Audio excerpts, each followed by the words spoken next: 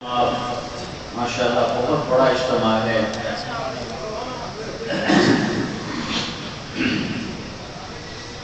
اہل ایمان کا یوں جمع ہونا جہاں اللہ کا نام ہی لینا مشکل ہو، کوئی جانب ہی نہ ہو، وہاں اللہ کی نسبت پر اتنے بڑے مجمع کا جمع ہونا ہمارے لیے بہت حوصلہ افزا ہے۔ چند باتیں ہیں بڑی ضروری جس کے بغیر انسانی شخصیت مکمل نہیں ہوتی۔ پہلی بات تو یہ ہے کہ ہمارا تعلق اللہ سے بنے، اس کے لیے دو کام، ایک گناہ چھوڑنا اور ایک فرائض پورے کرنا۔ اللہ کے نبی نے عجب فرمان فرمایا کہ سب سے بڑا عبادت والا وہ ہے جو گناہ چھوڑے۔ سب سے بڑا عبادت والا وہ ہے جو گناہ چھوڑے۔ ساری رات تہجد پڑھنے والے کو نہیں کہا سب سے بڑی عبادت والا، ساری زندگی روزہ رکھنے والے کو نہیں فرمایا سب سے بڑا عبادت والا، آپ نے فرمایا سب سے بڑا عبادت والا وہ ہے جو گناہ چھوڑے۔ اللہ سے تعلق بنانے کے لیے دو باتوں کی ضرورت ہے، ایک فرائض پورے کیے جائیں، جہاں نماز کا وقت ہو، آپ یہاں مسجدیں مہیا نہیں ہیں، آپ جاب پر ہیں، شاپ پر ہیں، نماز ضرور پڑھ۔ آپ کو ٹائم نہیں ملتا زیادہ، صرف فرض پڑھ لیا، آپ کو چھٹی نہیں مل رہی ہے، صرف فرض پڑھ لیا، مجھے 5 منٹ کی اجازت دے رہے ہیں، صرف فرض کا نام، فرض نہ چھوڑ، موقع ملے پوری نماز پڑھیں، سنت ادا کریں، نوافل ادا کریں، نہیں بنتا تو نماز نہ چھوڑ۔ یہ نماز ایک ایسا فریضہ ہے جس کے بغیر اللہ کا تعلق ملتا ہی ہے۔ میرے نبی نے فرمایا سب سے زیادہ انسان اللہ کے قریب اس وقت ہوتا ہے جب وہ سجدے کی حالت میں ہوتا ہے۔ تو کم از کم جتنے آپ بھائی تشریف لائے ہیں نماز نہ چھوڑیں انشاءاللہ۔ ہماری تاریخ میں کربلا جیسا واقعہ کبھی نہیں آیا، قیامت تک ایسا واقعہ نہیں آیا کہ نبی کی پاکیزہ مقدس نسل کو گاجر مولی کی طرح کاٹ کے رکھ دیا جائے۔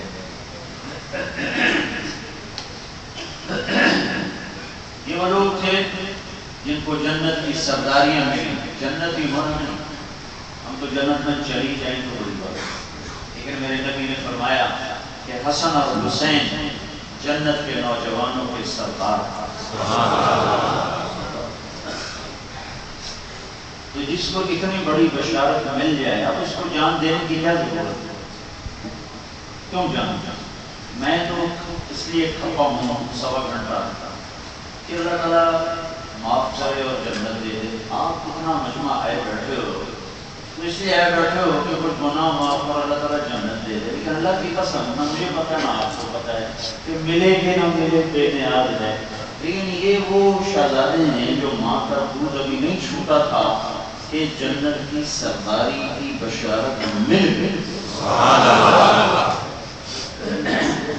اور میرے نبی نے اتنے لاڈوں سے پالا،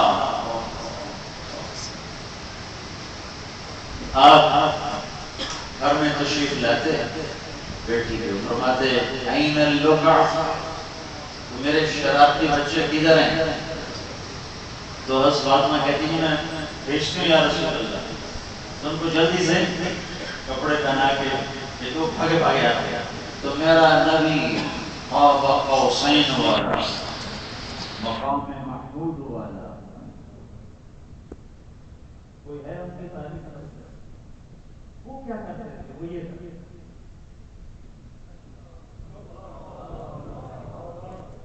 میری کمر پہ چڑھ جاؤ، یوں بند کر کہتے ہیں میری کمر پہ چڑھ جاؤ، دونوں بچوں کو کمر پہ چڑھا کے کمرے میں چکر لگا، پھر کہتے یوں سر اٹھا، ہاں بھائی تمہارا گھوڑا کیسا ہے؟ کبھی کہتے تمہارا اونٹ کیسا ہے؟ کبھی کہتے تمہارا گھوڑا کیسا ہے، کبھی کہتے تمہارا اونٹ کیسا ہے۔ ایک دفعہ آپ ایسے ہی کر رہے تھے، اوپر سے جابر بن عبداللہ آ گیا، اتنی عالی شان سواری، بعد میں کہا اتنے عالی شان سوار، ان کو اتنے لاڑوں سے پالا، ایک کو زہر دے دیا، ایک کو ذبح کر دیا۔ فرض نماز، یہ نفل نماز کا واقعہ نہیں ہے، مشہور واقعہ ہے، واضح اس لیے کرنا چاہتا ہوں، فرض نماز ہے، فرض۔ آپ سجدے میں گئے تو حسن دوڑتے ہوئے آپ کی کمر پہ چڑھ گئے، فرض۔ آپ نے سجدہ لمبا کر دیا، اتنا لمبا کیا کہ پچھلے سوچنے ہیں کہ شاید اللہ کے نبی فوت ہو، تو پچھلے تو دیکھ نہیں سکتے تھے، پہلی صف والے، پہلی صف، انہوں نے جب دیکھا تو حسن اوپر بیٹھے ہوئے، تو جو آدمی بالکل پیچھے سجدے میں تھا اس نے ہاتھ آگے بڑھایا آپ کو نیچے اتارنے کے، تو اللہ کے محبوب نے یہاں سے دیکھا ایک ہاتھ آگے بڑھ رہا ہے، بعد میں یوں کیا،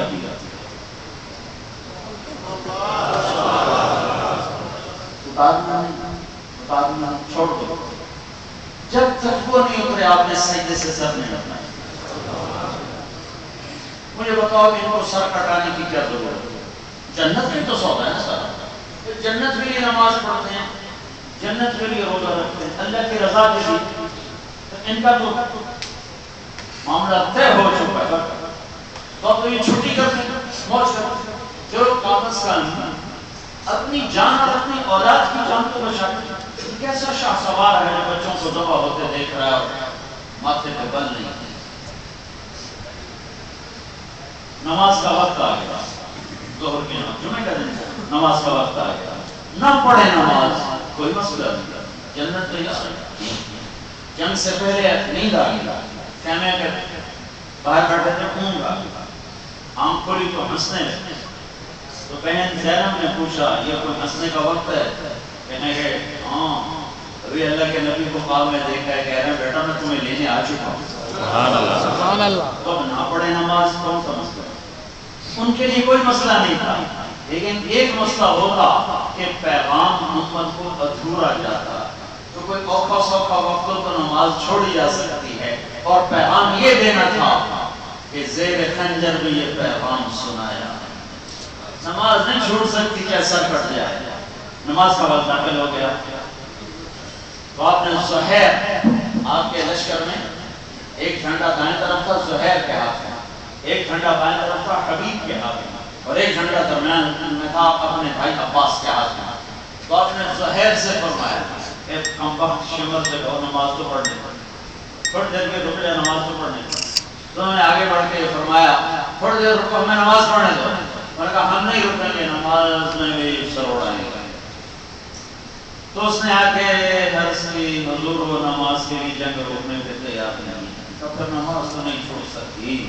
یونان والوں کو کون بتائے گا کہ سجدہ سب سے پہلے ہوتا ہے، لہذا آدھے لڑو آدھے نماز پڑھو۔ آدھوں کو لڑائی پہ لگایا، آدھوں نے نماز پڑھی، پھر جن آدھوں نے نماز پڑھی تھی ان کو لڑائی پہ لگایا، اور جو لڑائی پڑھی ان کو نماز پڑھائی، وہاں بھی سجدہ دے کے دکھایا کہ نماز نہیں چھوڑ سکتی، نماز نہیں چھوڑنی۔ نیت کر لو نا سارے بھائی، انشاءاللہ ایک وقت آئے گا آپ کو چپے چپے مسجدیں ملیں گی۔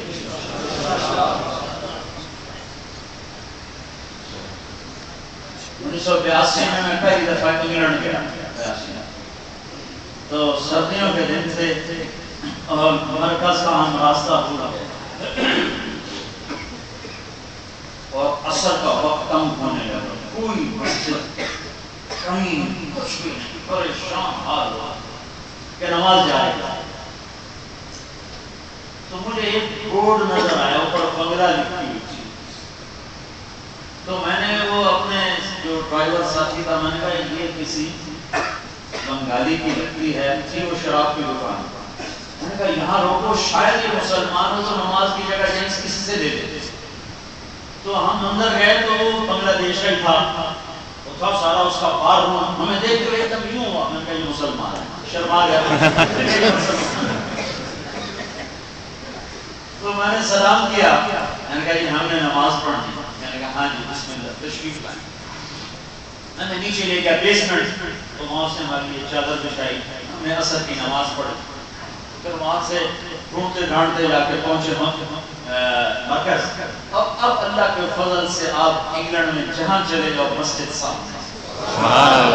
یہاں بھی ایسا ہوگا انشاءاللہ. آپ نمازی بننے کی نیت کرو کہ نماز نہیں چھوڑنی انشاءاللہ. سفر میں, حضر میں, مقام پر نماز نہ چھوڑو. کبھی قضا ہو جائے, کبھی رہ جائے پھر اس کی قضا. اگر کبھی رہ جائے, انسان میں رہ جاتی ہے تو اس کی قضا, اللہ سے معافی بھی مانگو اور اس کی قضا ہو. تو ایسا کرتے کرتے کرتے انشاءاللہ نماز کی عادت ہو جائے. اس وقت اپنے رب کے ساتھ حضرت علی کا ایک آپ کو خوبصورت فرمان سنا. رسول نے فرمایا جب میرا جی چاہتا ہے کہ میں اللہ سے باتیں کروں, اللہ سے, تو میں نماز پڑھتا ہوں. اور جب میرا جی چاہتا ہے اللہ مجھ سے بات کرے تو میں قرآن پڑھتا ہوں. قرآن پڑھتا ہوں. تو اب برائے دیس میں اللہ کا شکر ہے اتنے علماء ہیں کہ اگر آپ ایک ایک سطر بھی پڑھنا شروع کریں تو پورا قرآن پڑھ جائیں گے. قرآن کی تلاوت کیا کریں. ٹھیک ہے, یہ تو ہو گیا اللہ کے ساتھ معاملہ. اور اگر اللہ تعالیٰ رزق دے دے, مال دے دے, پھر اس کی زکات ادا, اس کی زکات ادا. زکات فرض نہیں ہے تو بھی کچھ نہ کچھ اللہ کے نام پر خرچ کیا کریں. یہ قرضہ ہے جو اللہ پہ چڑھتا ہے, پھر اللہ واپس کرتا ہے. اگر تم کسی مضبوط پارٹی کو مال دے دو اور وہ پیمنٹ ہو بعد میں تو آپ کو پریشانی نہیں ہوتی. بڑی پارٹی پیمنٹ آ جائے گی, کوئی فکر کی بات نہیں. تو میرا اللہ کہتا من ذا الذی یقرض اللہ قرضا حسنا, کوئی ہے جو میری پارٹی کو قرضہ, میں بھی بڑی مضبوط پارٹی ہوں, مجھے قرضہ تو میں واپس کروں. زکات فرض ہے اور مال خرچ کرنے کی ترغیب ہے. اللہ تعالیٰ نے 10 دفعہ تو کہا آتو الزکاۃ, آتو الزکاۃ, اور 82 دفعہ کہا ہے مال لگاؤ, مال لگایا, مال لگاؤ, مال لگایا. اس میں غریب کو بھی اللہ تعالیٰ ترغیب ہے تو بھی لگایا گیا. زکات تو فرض ہے لیکن اللہ غریبوں کو لگاؤ, لگاؤ, واپس آئے, واپس آئے, واپس آئے.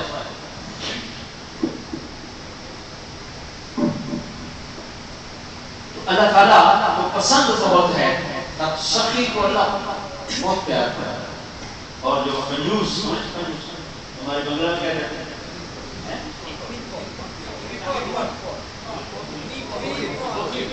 بوخیل بھی کہتے ہیں, بوخیل. ہمارے استاد کا کہتے تھے منہ گول کرو تو بنگالی بن جاتی ہے, بوخیل. سمجھ گیا نا, بنگالی بھی سمجھ گیا. تو بخیل سے اللہ کی دوستی نہیں لگ سکتی چاہے ساری رات سجدے میں پڑا, اور سخی سے دوستی ٹوٹتی نہیں چاہے کتنا ہی وہ غافل. آپ نے سامری کا نام سنا, وہ جس نے بچڑا بنایا تھا, گائے کا بچہ بنایا, پھر سب کو اس کی بندگی پہ لگایا. تو اللہ تعالیٰ نے کہا سب کو قتل کرو. قتل کیے گئے, سامری بھی پکڑا گیا. موسیٰ علیہ السلام کا قتل کرو. جبریل آ گیا, موسیٰ اللہ تعالیٰ کہہ رہے ہیں اسے چھوڑ دو. موسیٰ علیہ السلام کہنے لگے اسے چھوڑو, سب کو یہی تو شرک پہ جانے والا, اسے کو چھوڑو. اللہ تعالیٰ کہہ رہے ہیں سخی ہے, سخی کا قتل مجھے اچھا نہیں لگتا. سبحان اللہ. اپنی موت آپ مرنے دو, آگے آپ کے سنبھالوں گا, آگے دیکھ لوں گا, یہاں چھوڑو. ایک کافر کو سفالت بچا لی, مسلمان کے ساتھ کیا ہوگا؟ آیا کرو, اللہ کو بہت پسند ہے. جمع بھی کرو, اللہ نے روکا نہیں, لگایا بھی, لگایا بھی. اور صرف یعنی آپ تو یہاں پرائے دیس میں بیٹھے ہوئے, اب تک کوئی اپنے ماں باپ کو بھیج رہا ہے, کوئی اپنے بچوں کو بھیج رہا ہے, کوئی اپنی بچیوں کو بھیج رہا ہے, کوئی گھر بنانے کے لیے. کیا اس پہ کوئی اجر ہے یا اہمی کی بیکار مشقت ہے؟ اگر اس میں چند چیزیں ہیں, من طلب الدنیا حلال, ایک حلال تو حرام والے نکل گئے. سعی علی اہل, اپنے بچوں پہ خرچ کرنے کے لیے. استعفافا عن المسألہ, ہتھیلی پھیلانے سے بچنے کے لیے ہو. میں کیوں کما رہا ہوں, مجھے سوال نہ کرنا پڑے. میں کیوں کما رہا ہوں, میں اپنے بچوں پہ, ماں باپ بھی بچوں پہ خرچ کروں. میں کیوں کما رہا ہوں؟ تعطفاً علی جارہ، اپنے غریب رشتہ دار پڑوسیوں پہ خرچ کرنے کے لیے 4 شرطیں ہو گئی، حلال ہو، حرام نہ ہو، بچوں پہ خرچ کرنے کے لیے ہو، ریا تکبر نہ ہو، سوال سے بچنے کے لیے ہو، حرص و ہوس نہ ہو، لوگوں پر غریبوں پر خرچ کرنے کے لیے ہو، جوڑنے کے لیے نہ ہو۔ تو جو اس طرح دنیا کمائے گا اور 7 فرائض پورے کرے گا تو میرے نبی کی خوشخبری ہے قیامت کا دن 14ویں رات میں چاند کی طرح اٹھایا جائے گا۔ سبحان اللہ۔ صرف تہجد پڑھنے سے چہرہ روشن نہیں ہوتا، بازار میں بیٹھنے سے بھی چہرہ 14ویں رات کا چاند بن سکتا ہے۔ 4 شرطیں، حلال ہو، بچوں پہ ماں باپ پہ خرچ کی نیت ہو، سوال سے بچنے کی نیت ہو، اور اپنے غریب رشتہ داروں پر خرچ کی نیت ہو، تو آپ قیامت کے دن 14ویں رات کے چاند کی طرح اٹھائے جائیں۔ سبحان اللہ۔ اللہ نے محمد مصطفیٰ صلی اللہ علیہ وسلم کے توفیق ہماری دنیا میں بھی جنت رکھ دیا۔ ایک حدیث آپ کو قیامت کے دن ایک آدمی کے پاس فرشتے پہنچیں گے، بھائی تیرے پاس کیا ہے دکھاؤ، کہے گا ویلا کچھ بھی۔ وہ کہیں گے کچھ تو دکھا، کہے گا ہے ہی کچھ نہیں، لے چلو جو ادھر لاؤ اتر میں راستے، یہ تو آپ کی طرف سے کیا ہوگا؟ وہ کہیں گے کوئی ہے، وہ کہے گا ایک عمل کیا ہے زندگی میں، اگر تمہیں سمجھ میں آ جائے گا کیا؟ کہ میں تاجر تھا، مال دیتا تھا، جو لوگ وعدے پہ مال نہیں، وعدے کے مطابق پیسے نہیں دیتے تھے، میں ان کو تنگ نہیں کرتا تھا، دیو بھائی دیو بھائی دیو، تنگ نہیں کرتا، اور جو ڈیفالٹر ہو جاتے تھے کہ نہیں دے سکتے ان کو معاف کر دیتا تھا۔ سبحان اللہ۔ ڈیفالٹر کو معاف کر دیتا تھا اور لمبا کرنے والے کو تنگ نہیں کرتا تھا۔ تو فرشتے اس کو پکڑ کے اللہ کے دربار میں پیش کریں گے، یا اللہ یہ تیرا بندہ ہے، اس کا ہم نے عمل دیکھا ہے سارا زیرو ہے، بھائی یہ ایک عمل بتا رہا ہے، آپ سن لو، اللہ تو پہلے سن چکا ہے، ہاں بھائی کیا ہے؟ کہ اللہ یہ آئے تھے پوچھنے میں تیرے پلے کا شہر میں کہا میں تو بھیل رہی ہوں۔ ہاں ایک ہے، اگر کوئی آپ سمجھتے ہیں تاجر تھا، مال دیتا تھا، ڈیفالٹر کو معاف کر دیتا تھا اور لمبا کرنے والے کو تنگ نہیں کرتا تھا، تو اللہ تعالیٰ فرمائیں گے تو میرے بندوں کو بہت زیادہ ان کو سہولت دیتا رہا، تو آج میں تمہیں سہولت دیتا ہوں، اسی پر تیرے لیے جنت ہے۔ ایک صحابی ہے سعد بن معاذ، وہ اللہ کے نبی خدمت میں تشریف فرماتے، تو وہ ایسے کر کے بیٹھے، یوں ہاتھ ایسے کر کے، تو اللہ کے نبی کی نظر ہاتھ پہ پڑی، تو ہاتھوں پہ نشان تھے، جو لوگ کام کرتے ہیں ہاتھ کے ساتھ تو ان کے یہ ہاتھ سخت ہو جاتے ہیں، پھر یہاں نشان پڑ جاتے ہیں۔ وہ کام کرتے تھے باغ میں، باغ نے کہا سعد یہ کیا ہے؟ تو ان کا یا رسول اللہ میں اپنے باغ میں بچوں کی روٹی کے لیے خود محنت بھی کرتا ہوں، مزدوری کرتا ہوں، جس کی وجہ سے میرے ہاتھوں پہ نشان پڑ گئے ہیں۔ تو آپ نے سب کے سامنے وہ ہاتھ لیا، پکڑا اور ایسے چوما اور پھر فرمایا بچوں کو حلال، حلال ہر جگہ آئے گا یاد رہے، بچوں کو حلال کھلانے میں جو ہاتھ ایسا ہوگا اس پہ جہنم حرام ہو گئی۔ یہ نہیں کوئی شراب بیچ کے کہے کہ بچوں کو کہاں سے کھائے۔ تو ہماری دنیا میں بھی جنت چھپی ہوئی ہے، ہماری دنیا بھی ہماری جنت کا راستہ ہے۔ پھر آپ نے فرمایا وہ خرچہ کون سا ہے جو جہاد فی سبیل اللہ میں خرچ کرنے سے بھی زیادہ اجر ملتا ہے؟ جہاد فی سبیل اللہ میں جو خرچ کیا جاتا ہے وہ 1 یورو خرچ کرو تو 7 لاکھ یورو کا ثواب ہے۔ ٹھیک ہو گیا؟ اب میرے نبی پوچھ رہے ہیں ہاں بھائی وہ خرچ بتاؤ جو جہاد میں خرچ سے بھی زیادہ اجر والا ہو۔ تو صحابہ نے عرض کی یا رسول اللہ ہمیں تو نہیں پتا، کہا میں بتاؤں کہ یا رسول اللہ بتائیں۔ آپ نے فرمایا اولاد کا ماں باپ پہ خرچ کرنا جہاد میں خرچ کرنے سے زیادہ اجر ہے۔ سبحان اللہ۔ بعض میں سے بہت سے جو ماں باپ کے لیے بھیج رہے ہیں، بچوں کے لیے بھیج رہے ہیں، بیوی کے لیے بھیجے ہیں. پھر آپ نے فرمایا سب سے اعلیٰ صدقہ کیا ہے؟ سب سے اعلیٰ صدقہ کیا ہے؟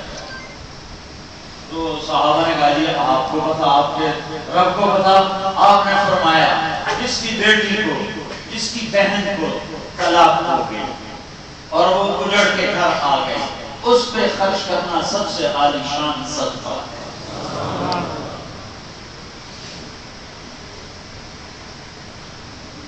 تو بازار آپ لوگ پرائے دیس میں ہو، کہیں جھوٹ نہ نکلے آپ کی زبان سے. جب ہندوستان میں انگریز کی حکومت تھی تو دلی میں ایک جیب کترا تھا، اس کے آگے شاگرد تھے، تو وہ اب بچوں کو سکھایا کرتا تھا جیب کاٹنا. تو شام کو ایک اس کا چیلا 2 روپے لے کر آیا تھا. تو اس نے اس کو ڈانٹا کہ کمبا سارے دن کی کمائی 2 روپے. کہنے لگا استاد جی آج بڑا موٹا مال کمایا تھا، ایک گورے کی جیب کاٹی، بڑے پیسے تھے اس میں، لیکن جب میں لے کے چلا تو مجھے خیال آیا